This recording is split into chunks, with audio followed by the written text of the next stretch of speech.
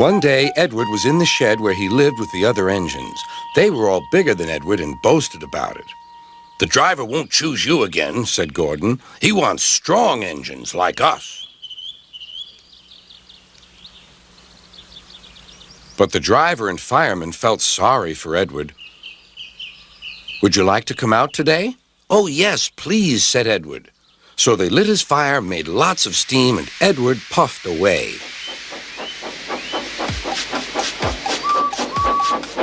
The other engines were very cross at being left behind.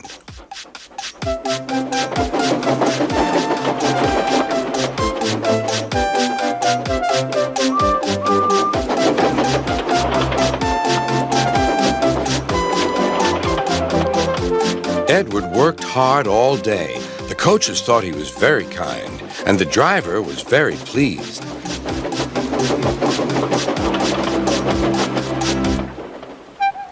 "I'm going out again tomorrow," Edward told the other engines that night. "What do you think of that?"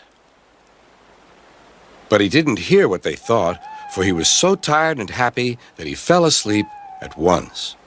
Next morning, Edward woke up to find nothing had changed. Gordon was still boasting.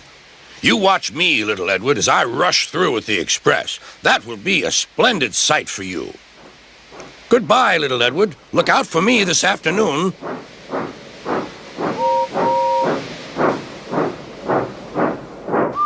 Edward went off to do some shunting. He liked shunting. It was fun playing with freight cars. He would come up quietly and give them a push. Then he would stop, and the silly freight cars would go bump into each other. "Oh!" they cried. "Whatever is happening?"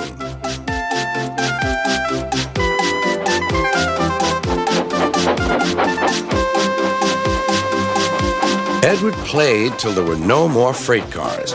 Then he stopped to rest. Presently, he heard a whistle. Gordon was cross. Instead of nice shining coaches, he was pulling a dirty freight train. "A freight train, a freight train, a freight train," he grumbled. "The shame of it, the shame of it, oh, the shame of it." Edward laughed and went to find some more freight cars. Then there was trouble. "Gordon can't get up the hill," the porter called to Edward's driver. "Will you take Edward and push him, please?" They found Gordon halfway up and very cross. His driver and fireman were talking to him severely. "You're not trying." "I can't do it," said Gordon. "The noisy freight cars hold an engine back so." Edward's driver came up. "We've come to push." "No use at all," said Gordon. "You wait and see," replied Edward's driver. They brought the train back to the bottom of the hill.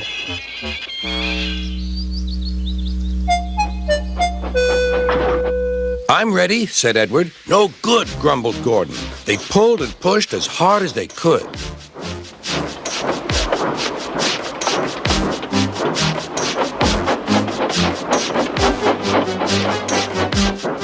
"I can't do it! I can't do it! I can't do it!" puffed Gordon. "I will do it! I will do it! I will do it!" puffed Edward. Edward pushed and puffed and puffed and pushed as hard as ever he could. And almost before he realized it, Gordon found himself at the top of the hill. "I've done it! I've done it! I've done it!" he said proudly. He forgot all about kind Edward and didn't say thank you. Edward was left out of breath and far behind, but he was happy because he had been so helpful. At the next station, he found that the driver and fireman were very pleased with him. The fireman gave him a nice long drink, and the driver said, "I'll get out my paint tomorrow and give you a beautiful coat of blue with red stripes. Then you'll be the smartest engine in the shed."